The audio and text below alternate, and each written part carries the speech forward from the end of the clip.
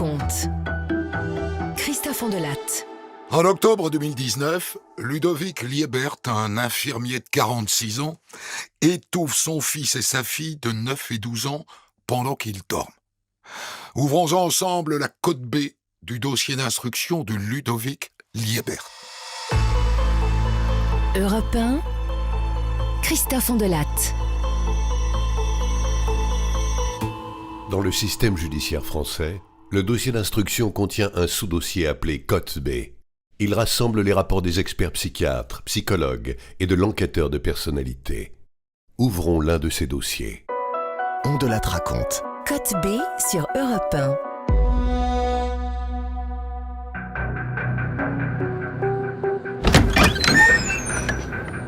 En octobre 2019, à Strasbourg, les gendarmes découvrent Ludovic Liebert nu et inconscient sur le sol de son studio.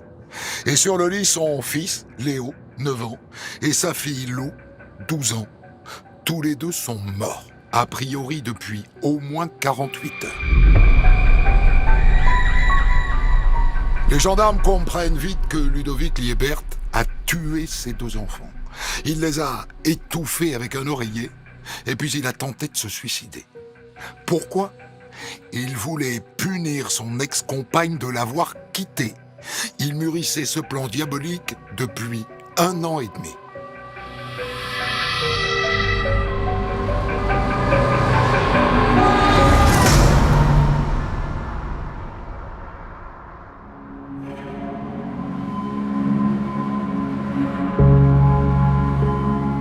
L'idéal qui s'était fait de la famille, à savoir des parents ensemble, avec des enfants qu'ils élèvent ensemble, c'est un échec qui lui est insupportable. Maître Thomas Elambrand, avocat de Ludovic Liebert.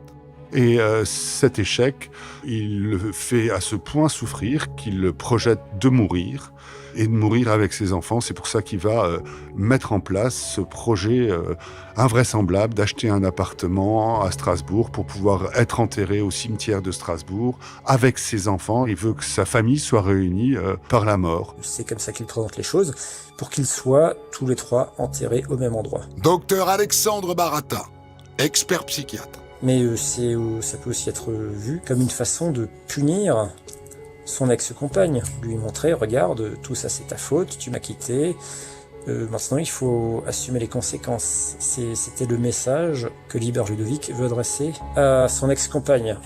Et c'est quelque chose qui a vraiment été prémédité et travaillé plusieurs mois en amont.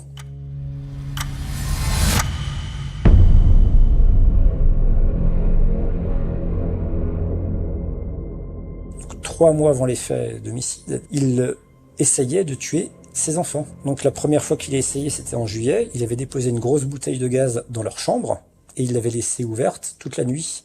Il précise d'ailleurs de façon assez froide qu'il était retourné se coucher dans le salon et que le lendemain matin, il était très surpris de voir ses enfants déambuler et il était étonné de les voir encore vivants. Il monte dans la chambre et là, il se rend compte que quelqu'un a coupé le gaz dans la nuit, donc certainement un des 2 enfants, on sentant l'odeur. Et ensuite, pendant plusieurs semaines, il se rend régulièrement dans la chambre de sa fille pour l'étouffer. J'avais décidé de commencer par ma fille aînée. La nuit, j'allais dans sa chambre, j'avais un oreiller dans les mains, et finalement, je suis resté planté là, dans le noir. Je la voyais dormir. J'ai pas osé. Alors je suis reparti.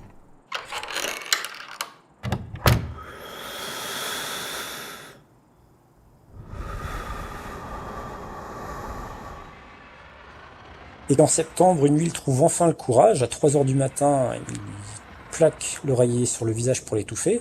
Et ça dure 3 minutes. 3 minutes durant lesquelles sa fille se débat. Et au bout d'un moment, il retire l'oreiller, il n'y arrive pas.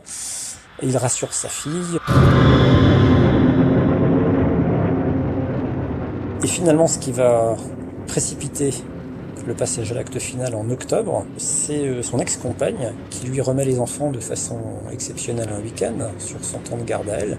Mais lui, en tout cas, l'interprète comme le fait partent en week-end, possiblement avec un rival amoureux, avec un nouveau compagnon. Et là, il est extrêmement en colère, et c'est là qu'il va trouver la force de tuer ses enfants.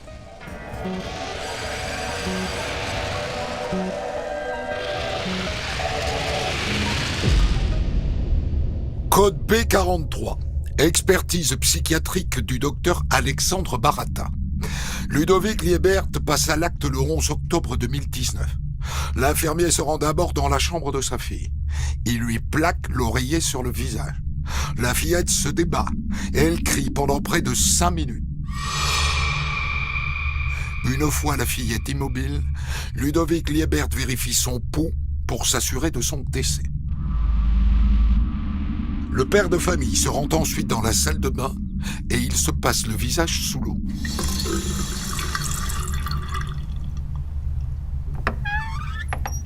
Puis il entre dans la chambre de son fils cadet et il le tue de la même façon. Monsieur Liébert précise « Mon fils se débattait plus fort que sa sœur, c'était compliqué. J'ai dû me coucher entièrement sur lui et le maintenir. Il a dû mettre 8 minutes à mourir. »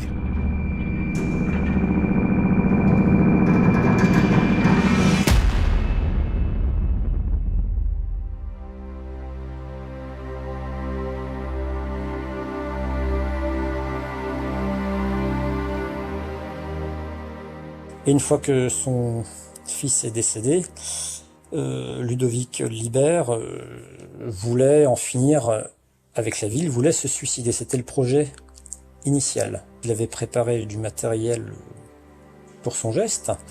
Il voulait s'injecter du potassium en intraveineux. Ça provoque un arrêt cardiaque très rapide. Liébert Ludovic est infirmier, donc il sait exactement comment poser une voie veineuse, et il sait aussi que si on injecte du potassium sans le diluer dans du sérum physiologique, ça provoque un éclatement de la veine. Donc il s'injecte tout de même ces ampoules de potassium en intraveineux, sans dilution préalable. Forcément, ça fait exploser sa veine, ne fait pas d'arrêt cardiaque. Ensuite, il tente une asphyxie avec un sac plastique, et ça échoue parce qu'il explique, ça collait au visage, j'ai pas réussi à aller au bout. Code B24. Expertise psychiatrique du docteur Alexandre Baratta. Ludovic Liébert tente de se suicider par électrocution en saisissant un fil dénudé. Il échoue dans sa tentative. Le courant électrique n'a pas traversé le cœur. Plus tard, il essaye de se vider de son sang avec une seringue. Mais là aussi, sa tentative de suicide échoue. Alors jamais il n'a eu l'idée de se trancher une artère, ce qui aurait été un moyen beaucoup plus rapide de décéder. Jamais il n'a envisagé la pendaison. Donc on a plus l'impression finalement que c'est plus de la mise en scène qu'une véritable volonté de mourir, tout ça. Personnellement, moi, j'ai pas de doute en ce qui concerne l'intention de Ludovic Liébert de mettre fin à ses jours, puisque tout était programmé, y compris les obsèques qui étaient réglées, l'argent qui était prêt pour que ça ne coûte rien.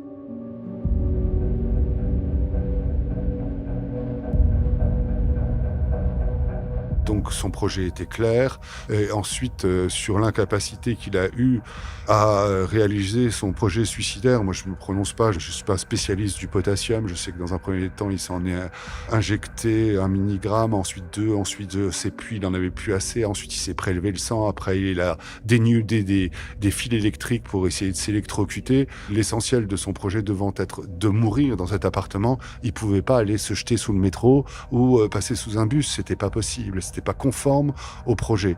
Il est quand même retrouvé dans un état médical totalement affaibli et qui démontre que cette tentative de suicide est totalement sincère, ne correspondait pas du tout à une mise en scène.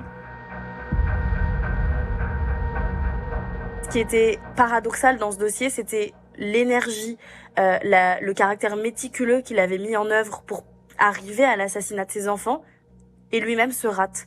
Ève Nizan, avocate générale. Et donc, forcément, c'est la question que ça pose en creux, c'est est-ce qu'il ne voulait pas, effectivement, voir son ex-compagne souffrir. Et d'ailleurs, il y a une dimension tout à fait perverse dans sa façon d'agir, parce qu'il ne s'est pas contenté d'étouffer les enfants. Il va glisser dans la boîte aux lettres de la mère un mot. Et lorsque son ex-compagne Marjorie rentre de son week-end, le dimanche soir, elle découvre cette lettre. Et qu'est-ce qu'il écrit ? Lorsque tu auras ce mot, nous serons morts, tous les trois. Il commence, il dit: Marjo, ça va être terrible, peut-être tout autant que ce que j'ai fait ou ressenti. Tu peux donc, maintenant, voir jusqu'où nous sommes prêts à aller par amour pour toi. Mais tu ne veux plus de notre amour. Tu ne veux plus faire partie de notre famille. Tu nous as trop facilement abandonnés, alors que nous préférons te laisser, seul avec ton choix, tes désirs, ton nouveau bonheur et ton amour que tu comptes désormais déverser sur un autre. J'espère que pendant la cérémonie, tu te retourneras et en voyant toutes ces personnes tristes, en train de pleurer, tu comprendras que tout ce malheur est dû à ta seule et unique décision. Bien évidemment, nous t'en voulons de nous avoir indirectement ôté la vie, mais nous te pardonnons. Je t'ai poussé à bout pour te forcer à jouer, tu t'es prise au jeu. Cela impliquait forcément l'acceptation des règles qui le régissent jusqu'à la fin de la partie.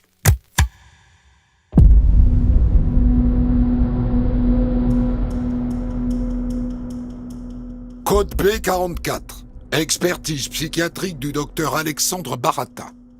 L'ensemble des éléments cliniques révélés, froideur, besoin de contrôle, égocentrisme, renvoie à un profil de personnalité narcissique dénué de tout sentiment de culpabilité. Regarde, tout ça c'est ta faute, tu m'as quitté, maintenant il faut assumer les conséquences. C'était le message, à mon avis, que Liber Ludovic veut adresser à son ex-compagne. Dans sa tête, c'est pas sa faute, il cherche à se dédouaner, c'est pas lui le responsable. Il ne veut absolument pas assumer ses actes, et il veut se faire passer pour souffrant d'un trouble psychique, et qui aurait d'ailleurs été provoqué par son ex-compagne. Donc ça aurait été vraiment le summum de la perversion, en disant si je suis passé à l'acte, c'est pas de ma faute, c'est parce que je suis dépressif. Et je suis dépressif parce que ma compagne m'a quitté. Donc ça aurait été en plus un moyen de tout lui mettre sur le dos à son ex-compagne.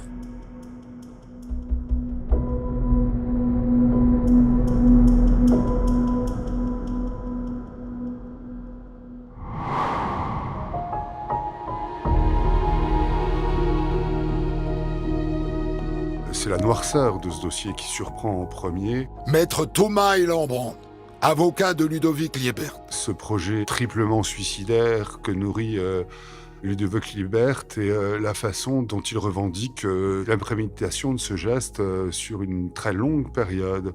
C'est quelque chose d'assez inhabituel en 30 ans de défense pénale. Je n'avais pas vu ce genre de fait avec une préméditation de si longue durée et surtout la revendication de cette préméditation. Ludovic Liebert ne s'est jamais caché de sa responsabilité criminelle et de son projet. Il avait une forme de revendication qui était très surprenante. C'est rare les dossiers où on a une personne qui, pendant un temps aussi long, Ève Nizan, avocate générale. Prépare les faits et avec un caractère méticuleux, méthodique, glacial pendant plus d'1 an.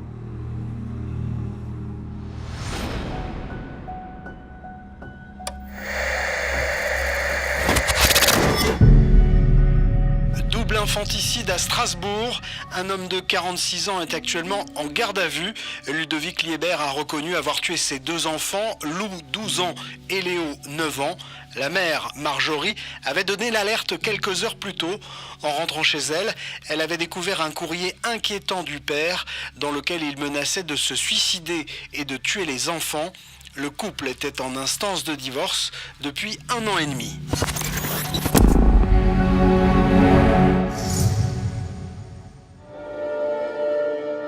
On a un certain nombre de détails que j'ai appelés glaçants parce que je n'ai pas d'autres mots en réalité pour pouvoir le dire. Il va créer une sorte de liste de courses de ce qu'il doit faire le jour J. Il va demander à ses enfants s'ils préfèrent être incinérés ou enterrés. Il va écrire un certain nombre de lettres détaillant comment il veut mettre fin à la vie de ses enfants et pourquoi. Il leur a fait signer une lettre pour dire qu'ils étaient en gros d'accord de mourir et que tout ça était dû aux actions de leur mère. Il leur a fait signer une lettre. Et on a ça à peu près presque dans chaque pan du dossier. Tout ceci était un processus qui était enclenché de longue date. Code B12. Rapport d'examen psychiatrique du docteur Vlaminck. Ludovic Liébert relate que son projet était planifié depuis plus de 12 mois. Il explique. J'ai mis en place mon plan ce week-end-là parce que j'avais la garde de mes enfants. Ma femme Marjorie nous avait quittés. C'était sa décision. J'ai pas supporté. Je voulais donc mettre fin à notre vie familiale parce que dans mon esprit, je me suis dit, elle nous quitte, alors on doit partir. Mais si j'avais su que je serais pas mort, je les aurais pas tués. On devait partir tous les trois.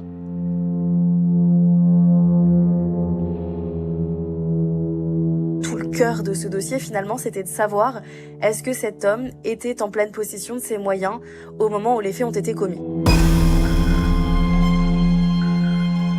On a ce premier expert, le docteur Mastelli, qui avait rendu donc un examen psychiatrique, donc à chaud, c'est-à-dire que les faits venaient de se produire, qui nous dit que quelque chose a complètement aboli son discernement parce que il aurait été sous l'empire d'un état dépressif délirant. Code B16. Rapport d'expertise du docteur Mastelli. Nous parlerons ici de mélancolie blanche, qui correspond à une forme très sévère de dépression. L'humeur dépressive est associée à un tableau suicidaire évoluant depuis des années, passant de la préparation de ce scénario de suicide collectif jusqu'à son application. Ludovic Liébert était atteint au moment des faits d'un trouble psychique ayant aboli son discernement.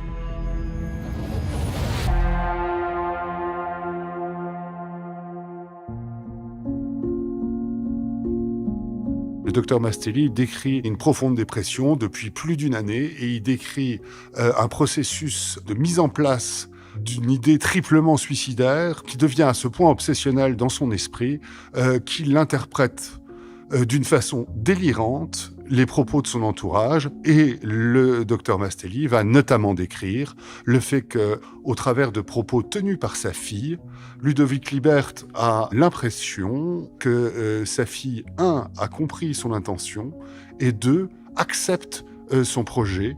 Il l'a clairement dit au docteur Mastelli, et le docteur Mastelli, c'est une interprétation délirante. On est dans le cadre, effectivement, d'un cerveau qui, à un moment donné, construit un projet délirant, et où il n'a plus, ce cerveau n'a plus la capacité de considérer que c'est un mauvais choix. C'est devenu obsessionnel à un point qu'il ne peut pas en échapper.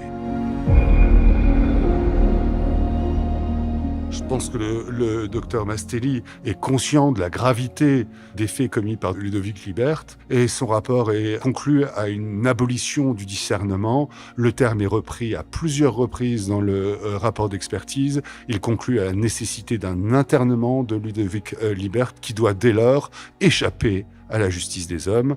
C'est ce qu'il aurait dû se passer à mon sens.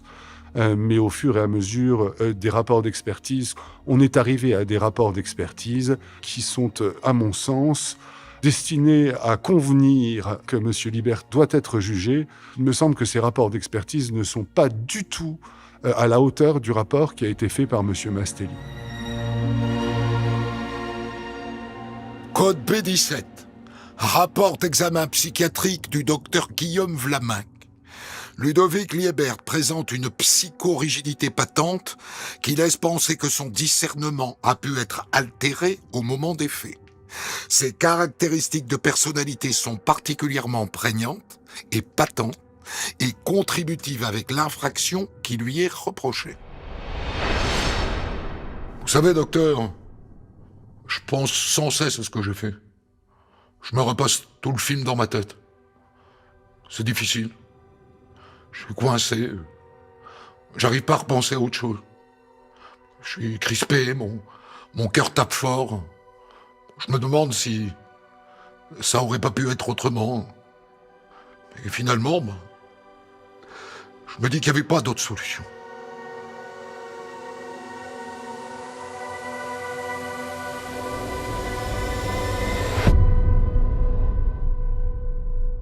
Je prends le dossier assez tardivement.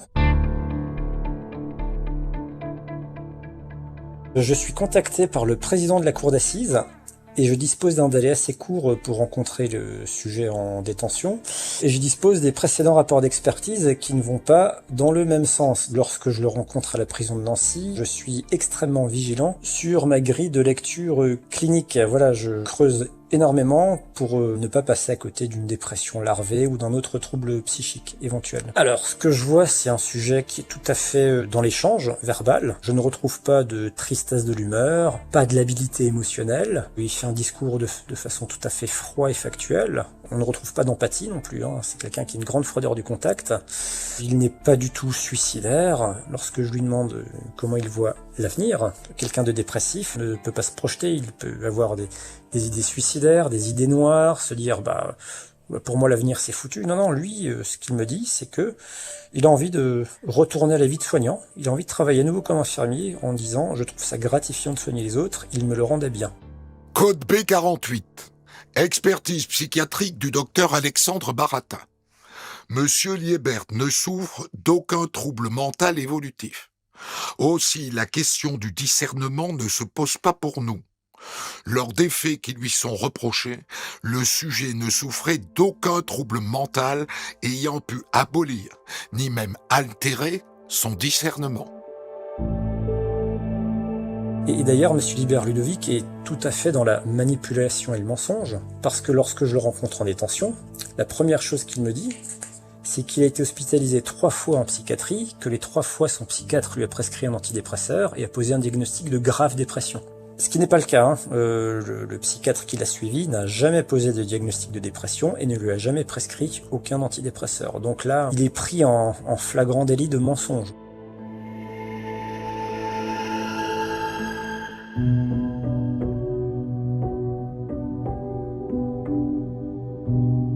Que Ludovic Liébert ait tué ses 2 enfants est d'autant plus incompréhensible qu'il soignait les autres. Il était infirmier libéral à Strasbourg, un homme parfaitement inséré. Il avait juste la réputation d'être psychorigide.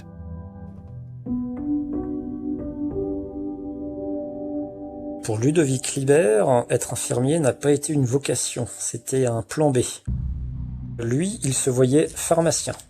Pharmacien non pas pour aider les autres, mais pharmacien par goût des sciences et surtout par statut social. Il échoue 2 fois au concours de première année de pharmacie et son père finalement lui paye une école d'infirmier non pas en France mais en Belgique pour être sûr d'avoir le diplôme comme il n'y a pas de concours en Belgique. Alors je ne sais pas ce qu'il attendait de son père, mais pourtant son père l'a quand même soutenu. Peut-être pas comme lui il voulait, peut-être qu'il s'attendait à ce que son père l'encense, le considère comme un enfant roi, qui lui répète à longueur de journée « mais t'es le plus beau, t'es le plus fort, t'es le plus gentil ». Or son père, à mon avis, a dû lui dire « mon gars, t'échoues la première année de fac de pharma, qu'est-ce que tu fous ? Tu fous rien, vas-y, sors-toi le dos du cul, travaille ». Il revient dans le nord de la France, il reste sans emploi quelque temps, et finalement trouve un poste aux urgences médicales de Haute-Pierre. Et c'est là qu'il va avoir sa première expérience professionnelle. En fait, au début de sa carrière, il a fait énormément de remplacements en libéral. Docteur Guillaume Vlaminck, expert psychiatre. Et donc, il expliquera qu'il préfère le statut de remplacement, je cite, parce que la crainte d'être coincé. Ah oui, quand on est titulaire de la fonction publique, c'est un peu plus compliqué quand on veut quitter un poste. L'autre élément, c'est la collaboration de 15 ans qu'il aura eue et qui va pas forcément bien se terminer. Au boulot, ma collègue, elle en foutait pas une. C'est moi qui gérais tout. Si ça a tenu, c'est grâce à moi. Et puis on s'est engueulé, et puis du jour au lendemain, elle a changé les serrures, et j'étais à la porte, quoi.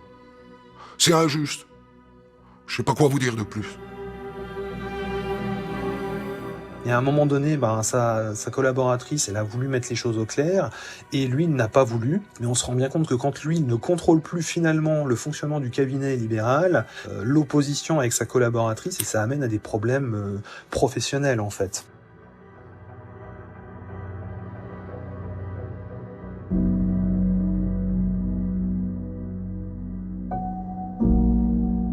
Code B19. Expertise psychiatrique du docteur Guillaume Vlamin. Ludovic Liebert a grandi dans la région lilloise avec un frère et une sœur. Il décrit son enfance comme plutôt bonne. On ne note aucune carence affective de type abandonnique. Il définit son père comme un homme strict, autoritaire, mais bienveillant et protecteur. Sa mère était une femme maternelle, aimante et attentionnée.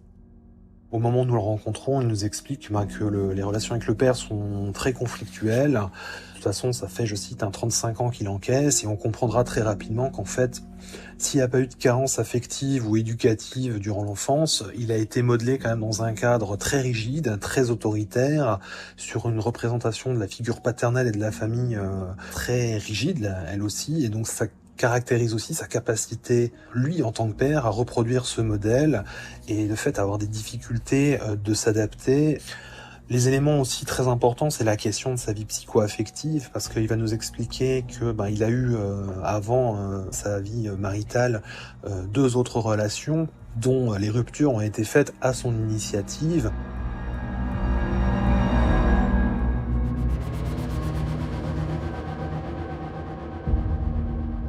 Code B10. Expertise psychiatrique du docteur Guillaume Vlamin. Ludovic Liebert rencontre sa compagne en 2005.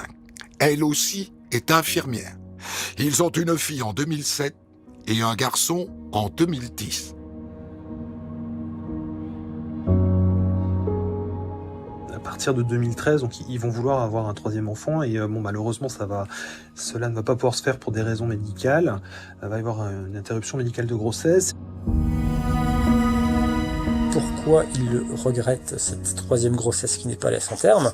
Parce que c'était la seule façon pour lui de sauver le couple. Il le dit qu'il a mal vécu ce passage-là et qu'il était très conscient que si cet enfant ne venait pas au monde, il perdrait sa place de chef de famille. Donc c'est la seule chose qu'il regrette finalement. Et donc la dynamique du couple, elle va plutôt se dégrader à partir de là, notamment sur le champ sexuel.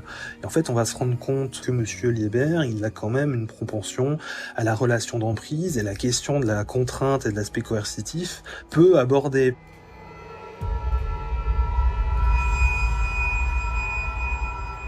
Ouais, pour le rapport sexuel, elle était toujours d'accord, Marjo. Bon, c'est vrai que parfois, fallait que je la pousse un peu, mais globalement, j'avais pas à me plaindre.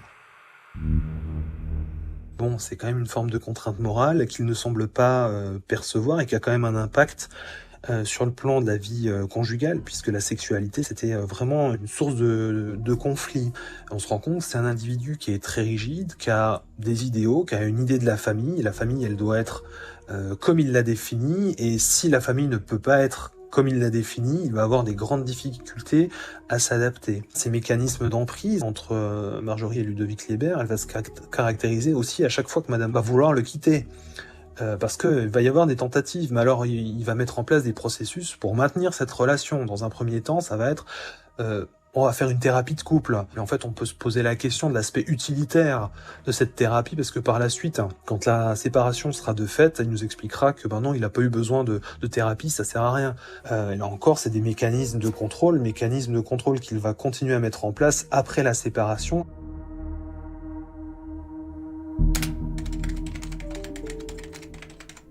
Ouais, c'est moi qui avais créé les adresses email de Marjorie. Alors quand elle s'est barrée, j'avais ses codes de connexion. Et j'ai continué à scruter ses mails. Elle a décidé de se séparer et donc à un moment donné, il n'avait plus le contrôle. Il n'avait plus le contrôle, notamment sur les modalités de garde des enfants. Il mettra en avant que oui, ça me convenait pas parce que les enfants, c'était une semaine chez l'un, une semaine chez l'autre. Ils étaient obligés de faire leur pactage. Bon, Ludovic Liebert évoque le fait que c'était compliqué pour les enfants, mais des pièces de procédure qu'on a, c'était surtout compliqué pour Monsieur Liebert de considérer que ses enfants, ils devaient partir à la fin de la semaine et qu'il ne les avait qu'une semaine sur 2.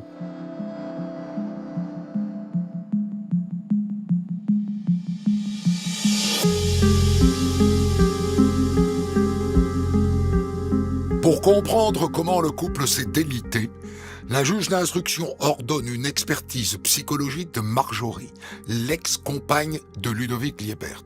Alors elle va décrire quelqu'un que moi du coup je qualifie de personnalité narcissique, quelqu'un d'égocentré, d'égoïste, qui a besoin de vampiriser l'autre pour se nourrir narcissiquement. Valérie Ritzenhaller, experte psychologue. Et c'est une relation très toxique qu'elle décrit avec cet homme. Elle était déjà dans une emprise avec lui et sous emprise. Et ce qu'on peut retenir aussi, c'est une jalousie excessive et une volonté de la contrôler qu'il y avait chez lui. Donc c'est autour de cette notion de jalousie qu'on peut, quand elle est pathologique, qu'on peut voir se déployer par la suite de tels types de passages à l'acte où l'enfant est finalement du coup un objet qui sert à la vengeance et qui sert à blesser l'autre parce que lui-même a été blessé d'avoir été quitté.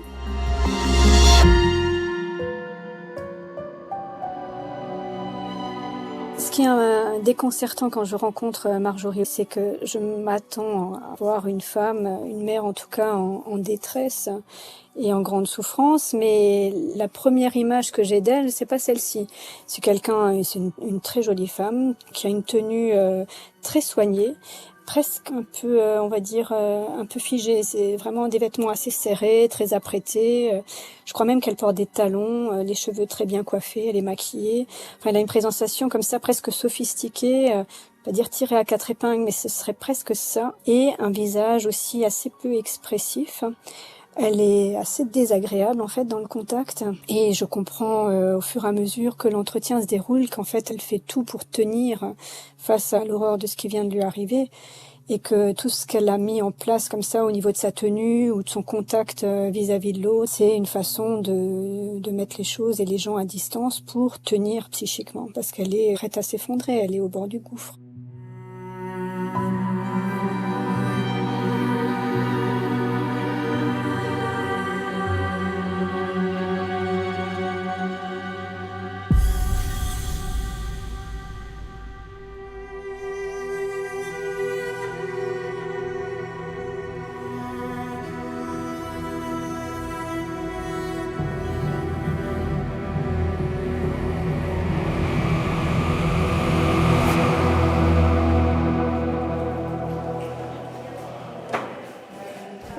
Trois ans après avoir assassiné sa fille et son fils, Ludovic Liébert comparaît devant la cour d'assises du Bas-Rhin.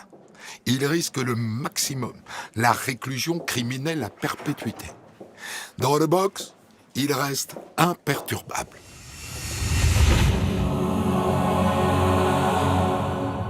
Faites entrer l'accusé. On découvre un homme brillant, intellectuellement d'un niveau très supérieur à ce qu'on a l'habitude de pouvoir rencontrer. Maître Thomas Elambrand, avocat de Ludovic Liébert. Vraiment quelqu'un qui est extrêmement respectueux, très agréable de contact, avec néanmoins peut-être une certaine froideur, mais on a l'impression que Ludovic Liébert, il se regarde un petit peu de l'extérieur. Et sans doute depuis le jour de la commission des faits, puisque finalement, ce qu'il avait prévu n'a pas été achevé. On ne peut pas dire comme s'il n'avait pas agi, parce qu'il continue à se dire coupable des faits. Il est parfaitement conscient de l'atrocité du geste, de sa gravité dans toute son ampleur. Et son regret principal demeure quand même le fait de ne pas avoir réussi à mettre fin à ses propres jours.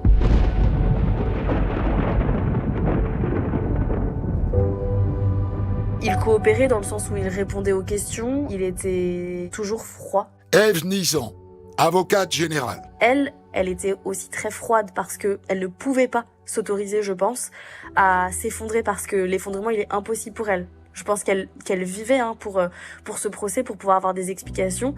Et ces explications, finalement, on les a toutes eues, mais elles sont inaudibles. Comment entendre qu'un père est capable de faire ça? Comment entendre l'homme qu'elle a aimé, l'homme avec lequel elle s'est mariée, a décidé de lui faire ça? Je pense que tout était impossible à entendre.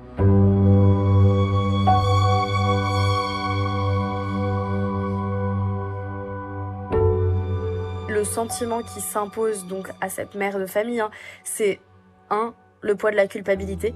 parce que elle se reproche, elle, de ne pas avoir senti, de ne pas avoir compris ce qu'il était en train de préméditer. Et elle nous dit aussi que elle a dû mettre en place un positionnement combatif, pas de larmes. Donc elle semble active, solide, mais qu'en fait tout ça c'est une forteresse, un château de cartes qui risque de s'écrouler à n'importe quel moment.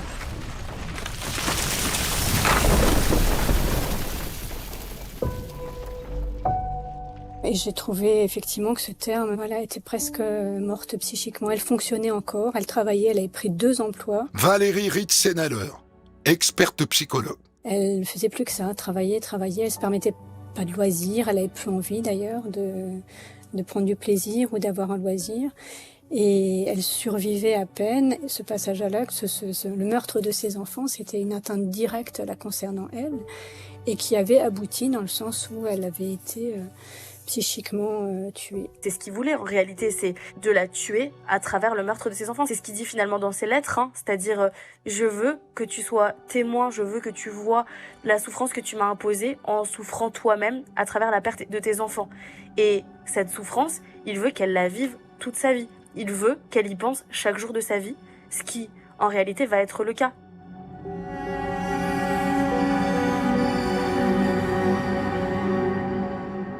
Code B51. Expertise psychiatrique du docteur Alexandre Baratta. Ludovic Liebert ne présente pas de dangerosité psychiatrique du fait de l'absence de troubles mentaux. Sa dangerosité criminologique est réduite, l'intéressé ayant appliqué sa vengeance contre son ex-compagne. La phrase qui pour moi résume tout ce dossier, c'est que oui, il était malade, mais malade d'une haine dévorante. Il était complètement animé que de cette haine-là qui habitait chacune de ses cellules.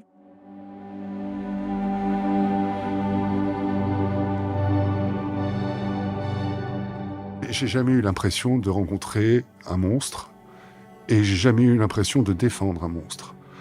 J'ai défendu quelqu'un qui a fait sans doute quelque chose de monstrueux, mais qui m'a permis de constater que même dans les esprits qui semblent les plus équilibrés, il peut y avoir un moment donné où il y a une déconnexion avec la réalité qui transforme en criminel l'individu qui peut sembler pour autant avoir un équilibre parfait. Il n'a pas de casier judiciaire, il a des enfants, il a une vie stable, et même s'il a des problèmes avec son épouse, il a tellement de choses auxquelles il peut se raccrocher qu'on ne voit pas à aucun moment pourquoi il en arrive là. C'est quelque chose qui est inexplicable, mais qui manifestement peut arriver chez beaucoup d'entre nous.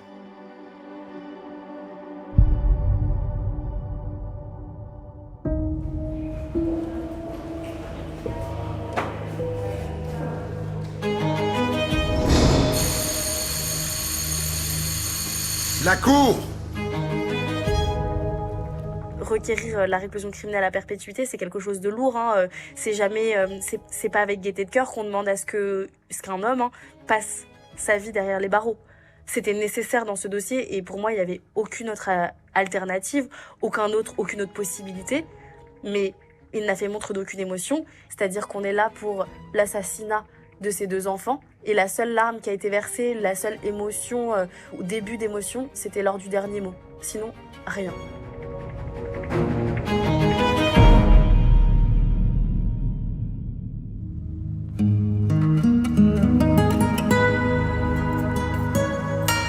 Monsieur Liebert, levez-vous, je vous prie. La parole vous revient en dernier. Avez-vous quelque chose à ajouter à votre défense ?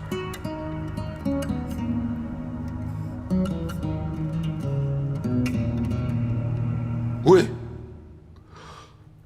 Je voulais présenter mes excuses à toute ma famille, à toute ma belle famille aussi. Je suis désolé pour tout ce qui est arrivé.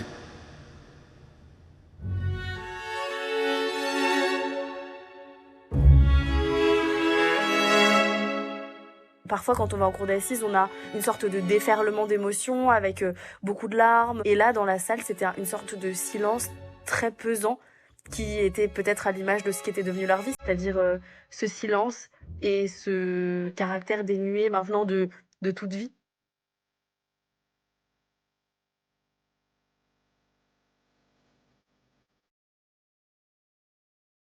Le 19 janvier 2022, Ludovic Liébert est condamné à la réclusion criminelle à perpétuité. Il ne fait pas appel du verdict.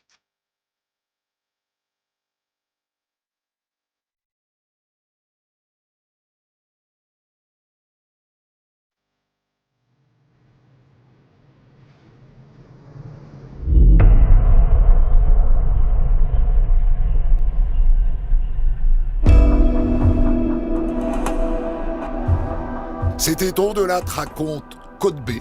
Rédaction en chef Guillaume Maury, enquête Vincent Deby et réalisation Mathieu Frette. Le podcast de ce programme est disponible tous les vendredis dès 6h du matin. Retrouvez On de Latte raconte Code B tous les vendredis de 14h à 15h sur Europe 1.